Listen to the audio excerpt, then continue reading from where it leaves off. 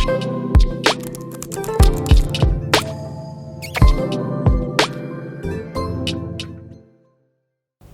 वालेकुम जी। आज हम ई-कैट प्रिपरेशन में अल्टरनेटिंग करंट को स्टडी करेंगे। अल्टरनेटिंग करंट जो है वो इस वक्त सबसे ज़्यादा वर्ल्ड वाइड यूज़ होने वाला करंट है और उसकी वजह ये है कि जी इसकी ट्रांसमिशन जो है वो बहुत आसान है और कॉस्टली नहीं है। इसके अलावा ये जो हमारा करंट है इसकी जो बेसिक डेफिनेशन है वो ये है कि इसकी जो पोलैरिटी है वो with the passage of time जो है वो चेंज होती रहती है, यानी कि after certain interval of time जो है हमारे पास करंट जो है वो कम ज़्यादा होता रहता है। जैसे कि आप देख सकते हैं हमारे पास जो है करंट जो है वो फ्लो कर रहा है और ये जो करंट है ये अल्टरनेट हो रहा है after some interval of time. ठीक हाफ टाइम पीरियड के बाद आप क्या देखते हैं, करंट जो है उसकी पोलैरिटी जो है वो रिवर्स हो जाती है। जैसे कि जी आपके पास पहले जो है वो पॉजिटिव हाफ साइकिल है कि जी जिसमें हमारे पास करंट जो है उसकी ग्रोथ जो है वो ज़ीरो से स्टार्ट होती है और एग्जैक्ट T/4 पे हमारा जो करंट है वो अपनी मैक्सिमम वैल्यू अचीव करता है। देन उसकी जो करंट जो है वो कम होना शुरू हो जाता है, T/2 पे जो है करंट जो है वो ज़ीरो हो जाता है। उसके बाद जो करंट की डायरेक्शन है वो रिवर्स होती है और 3T/4 पे करंट जो है वो नेगेटिव साइड पर हमारे पास जो है वो मैक्सिमम वैल्यू को अटेन करता है। तो जी हमारे पास एक पॉजिटिव पीक होगी, एक नेगेटिव पीक है। Then after one complete time period हमारे पास एक वाइब्रेशन और एक वेव जो है वो कंप्लीट हो जाती है। इसके साथ साथ आप ये भी देखते हैं कि ये जो वेरिएशन है हमारे करंट में ये फेज़ के अकॉर्डिंग भी है कि जी अगर आप देखें तो एंगल π/2 पे हमारे पास जो हमारा करंट है वो मैक्सिमम वैल्यू रखता है, यानी कि हमारे पास पीक वैल्यू आती है जो कि V0 होगी प्लस साइड पे। देन हमारे पास करंट जो है वो ज़ीरो होता है और वो फिर नेगेटिव पीक पर जाता है। देन इसी तरह से ठीक 2π एंगल कवर करके जो है फेस एंगल कवर करके हमारा जो करंट है उसका एक साइकिल जो है वो कंप्लीट हो जाता है, जिसमें हमारे पास पॉजिटिव पीक भी है और नेगेटिव पीक भी है। अब हम वोल्टेज को की इंस्टेंटेनियस वैल्यू को डिफ़ाइन करते हैं V = V0 sin ω/t से। ω/t जो है ये हमारा जो है वो फेस एंगल है, ओमेगा जो है यहाँ पर जो है वो हमारी एंगुलर फ्रीक्वेंसी है जिसको हम डिफ़ाइन करते हैं 2π divided by T। Capital T यहाँ पे हमारे पास टाइम पीरियड है और इसको अगर आप जो है फ्रीक्वेंसी के साथ रिलेशन देखना चाहते हैं तो वो है जी हमारे पास 2πf, ओमेगा = 2πf।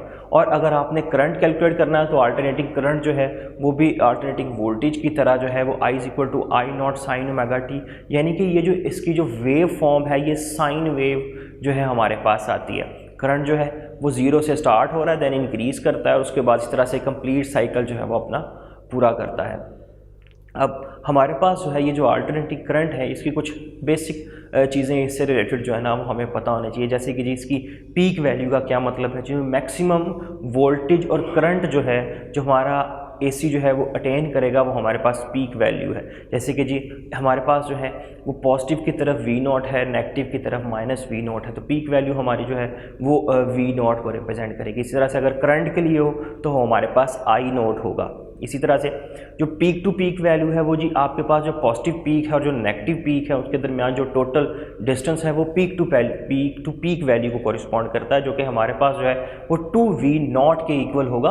और करंट की अगर आप बात करें तो उसके लिए हमारे पास जो है वो 2I0 के इक्वल होगा। देन अगर आप जो है वो किसी भी वोल्ट मीटर के साथ जो है अगर आप RMS अगर जो है आप अल्टरनेटिव करंट को मेजर करना चाहते हैं तो वो जो वोल्ट मीटर वोल्टेज आपको मेजर करके देगा, या अगर आप करंट मेजर करते हैं अल्टरनेटिव करंट को मेजर करना चाहते हैं एमीटर से, और जो एमीटर आपको मेजरमेंट देगा वो इन जनरल क्या चीज़ होती है, तो जी वो इन जनरल जो है RMS वैल्यू को मेजर करता है। वोल्ट मीटर और एमीटर जो है वो इन जनरल जो हमें रिजल्ट देता है वो RMS वैल्यू होती है। अब ये RMS जो वैल्यू है इसे हम किस तरह से कैलकुलेट करते हैं, तो RMS वैल्यू कैलकुलेट करने के लिए यहाँ पर आपको स्क्रीन पे एक एग्जांपल के तौर पे जो है एक करंट का ग्राफ नज़र आ रहा है और वो जो ग्राफ है वो वन जो पोजीशन है, जो फर्स्ट ग्राफ है जिसके ऊपर 1 मेंशन है जी, वो हमारे पास करंट का ग्राफ है I = I0 cos ω t के लिए। अब अगर आप इस करंट के लिए जो है वो आरएमएस वैल्यू कैलकुलेट करना चाहते हैं तो आपको सबसे पहले जो है वो इसका स्क्वायर लेना होगा। क्यों स्क्वायर हम क्यों लेंगे जी? हम डायरेक्ट जो है वो वैल्यू कैलकुलेट क्यों नहीं कर लेते? उसकी वजह ये है कि ये कंप्लीट साइकिल में हमारे पास अगर हम नेट जो है एवरेज लेंगे तो वो हमारे पास ज़ीरो आ जाएगी, क्योंकि जी हमारे पास पॉजिटिव पीक भी है और नेगेटिव पीक भी है। देन अगर हमारे पास पॉजिटिव नेगेटिव दोनों हैं और आप उनको की एवरेज लेते हैं तो वो तो हमारे पास ज़ीरो होगी। तो फिर हम एवरेज किस तरह से कैलकुलेट करेंगे हम अपने करंट की एसी के लिए? तो उसके लिए हम क्या करते हैं कि हम जी सबसे पहले अपने करंट का स्क्वायर ले लेते हैं। जब आप स्क्वायर लेंगे तो हमारे पास आई का जो स्क्वायर है वो I square I naught square cos theta square आ जाएगा। देन जी अब आपके पास जो है स्क्वायर आ गया, आपने इस स्क्वायर की एवरेज लेनी है। और जब आप स्क्वायर की एवरेज लेंगे हमारे पास जो है स्क्वायर की जो एवरेज है यहाँ पर, क्योंकि हमारा जो ग्राफ है वो सिमेट्रिकल है। सिमेट्रिकल का मतलब जैसा जो है वो हाफ के अपवर्ड है वैसे ही जो है हाफ के नीचे की तरफ है। तो जो स्क्वायर है जो एवरेज है वो हमेशा सेंट्रल पॉइंट को कॉरिस्पॉन्ड करेगी। तो जो लाइन 3 जो है वो आपके पास जो है जो पॉइंट 3 जो है वो एवरेज को कॉरिस्पॉन्ड कर रहा है, और वो हमारे पास किसके इक्वल है जी? वो है हमारे पास equal I naught square half by 2 के। देन फाइनली अगर आप एवरेज इसकी जो है स्क्वायर रूट ले लेंगे तो हमारे पास जो है वो जो फोर्थ जो लाइन आ रही है वो आ जाएगी, और वो हमारे पास किसके इक्वल है जी? I naught divided by under root 2 के। अब हमने किया क्या है? सबसे पहले हमने स्क्वायर लिया, उसके बाद हमने क्या लिया? एवरेज और मीन लिया, देन हम थर्ड पे स्क्वायर रूट ले रहे हैं। इसीलिए इसको हम कहते हैं इस वैल्यू को RMS वैल्यू। R फॉर जो है ना under root, M for mean, और S जो है वो आप स्क्वायर लेके जो है ये कैलकुलेशन करते हैं। तो हमारे पास जो RMS वैल्यू है करंट की वो हमारे पास होगी जी I naught divided by under root 2 के। और अगर आप इसी तरह से वोल्टेज के लिए RMS वैल्यू कैलकुलेट करना चाहते हैं तो वो हमारे पास होगी जी पीक वैल्यू को अगर आप डिवाइड कर देते हैं अंडर रूट 2 से तो हमारे पास जो है वो वोल्टेज की RMS वैल्यू आ जाएगी। और इसको हम 0.7 टाइम्स V0 से भी रिप्रेजेंट करते हैं। ये पीक वैल्यू से थोड़ा सा जो है वो आपको इसका जो RMS जो है ये थोड़ी सी जो है पीक से थोड़ा सा कम वैल्यू रखती है, जो कि 0.4 से रिप्रेजेंट किया गया है। देन इसके अलावा ये जो हमारा AC है इसका एक प्रॉपर फेज एंगल होता है जिसके अकॉर्डिंगली हम इसको स्टडी करते हैं। जैसे कि हमारे पास वोल्टेज है V = V0 sin omega t, तो यहाँ पे जो ओमेगा t है ये फेज एंगल को रिप्रेजेंट करता है। और वो जो एंगल जो है वो इन जनरल अगर आप देखें तो जो कंप्लीट वेव है उसमें जब टाइम 0 है तो हमारे पास जो है वो वोल्टेज 0 होगा, क्योंकि साइन 0 जो है वो हमारे पास 0 है। और अगर आपका ये जो ओमेगा टी वाला फैक्टर है ये बढ़ता चला जाएगा तो आप क्या देखते हैं हमारे पास पूरी जो है एक वेव फॉर्म जो है वो जो है हमारे वोल्टेज के लिए अपीयर हो जाती है, जो कि आपको स्क्रीन पे नज़र आ रही है। इसमें हमारे पास 2 पीक्स हैं, पॉजिटिव और नेगेटिव पीक है। और यहाँ पर जो हमारी एंगुलर स्पीड है उसका हम डिफाइन करते हैं 2π/t और 2πf से। अब ये हमारे पास एक सिंगल जो है वो वोल्टेज के लिए आप जो है वो पीक देख रहे हैं, लेकिन अगर हमारे पास जो है वो नंबर ऑफ वेव्स हों और आपको ये जज करना हो कि ये जो वेव्स हैं इनमें से कौन सी वेव जो है वो लीड कर रही है और कौन सी वेव जो है वो लैग कर रही है, यानी कि कौन सी वेव जो है वो एंगल के लिहाज से आगे है और कौन सी वेव जो है वो एंगल के लिहाज से हमारे जो है वो पीछे रह गई है। तो उसके लिए जी हम कुछ एग्जाम्पल देख लेते हैं कि जी हमारे पास ए फिगर के अंदर हमारे पास 2 वेव्स हैं जो प्रोपगेट कर रही हैं टाइम के अकॉर्डिंगली। इसमें हमारे पास बी वेव जो है उसका अगर आप इनिशियल फेज देखें टाइम t = 0 पे तो वो 90 डिग्री और π/2 है, जबकि जो आपके पास दूसरी वेव है उसका टाइम t = 0 पे जो फेज है ए का वो हमारे पास जो है वो 0 है। देन अगर आप t = 0 पे देखते हैं तो b के लिए हमारे पास फेस जो है वो 90 है, a के लिए फेस जो है वो 0 है। तो कौन सी वेव जो है वो फेस के अकॉर्डिंगली आगे है? तो जी हमारी जो इसमें b वेव है वो 90 डिग्री के एंगल से लीड कर रही है a वेव के अकॉर्डिंग, यानी कि b जो है वो लीड कर रही होगी, यहाँ पर a जो है वो लैग कर रही है 90 डिग्री के एंगल से। अगर आप इसी तरह से सेकंड फिगर बी में देखते हैं तो हमारे पास 2 वेव्स हैं, ए वेव जो है वो टाइम t इक्वल टू 0 पे उसका जो फेस है वो 0 डिग्री है, जबकि जो हमारे पास बी वेव है टाइम t इक्वल टू 0 पर उसका जो फेस एंगल है वो 270 डिग्री है। अब अगर आप यहाँ से जज करने की कोशिश करें कि ए लीड कर रही है या बी लीड कर रही है, तो ए का जो फेस एंगल है वो 0 है और बी का जो फेस एंगल है वो 270 है।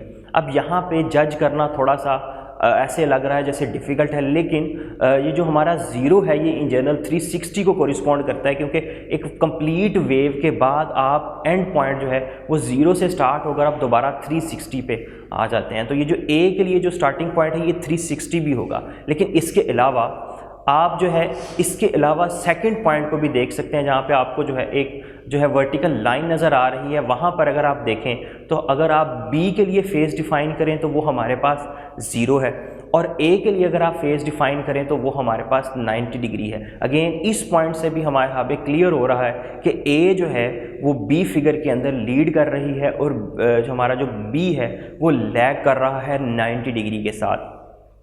जितने भी हमारे पास जो हैं वो एसी वेरिएबल्स हैं, जो एसी क्वांटिटीज़ हैं, उनमें डेफिनेटली हम हमेशा एंगल को डिफ़ाइन करेंगे और उस एंगल के लिहाज से जो है हम जो है अपने जो हमारा क्वांटिटी है उसकी पोजीशन को और उसकी स्टेट को डिफ़ाइन कर सकते हैं कि जी वो लीडिंग है, वो लैगिंग है, वो जो है एक्सट्रीम पोजीशन पे है, वो मीन पोजीशन पे है। और इसी तरह से इसीलिए ये जो फेस की स्टडी है एसी में ये बहुत ज़्यादा अहम है। जैसे कि अगर आप देखें एक और एग्जांपल के तौर पे कि जी आपके पास जो कंप्लीट वेव फॉर्म है जहाँ पर एग्जैक्टली फेस जो है वो 180 डिग्री है, वहाँ पर वेव का बिहेवियर क्या है। तो जो आपके पास जो फर्स्ट वाली फिगर है उसमें अगर आप देखें ब्लू कलर का जिसमें आपको ग्राफ नज़र आ रहा है और एग्जैक्टली 180 डिग्री के ऊपर आपके पास जो वेव है वो 0 से स्टार्ट हो रही है और नेगेटिव एक्सट्रीम की तरफ चल रही है। देन ये जो एंगल्स हैं इसके अकॉर्डिंगली जो वेव के एट्रीब्यूट्स हैं उसके अकॉर्डिंगली ही हम इनका बिहेवियर जो है वो स्टडी कर सकते हैं कि जी अब अगर कोई भी वेव जो है वो इस तरह से स्टार्ट होगी कि वो 0 से स्टार्ट हो और नेगेटिव की तरफ पीक की तरफ जाए, दैन उसका इनिशियल फेस जो है वो डेफिनेटली तौर पर 180 डिग्री होगा।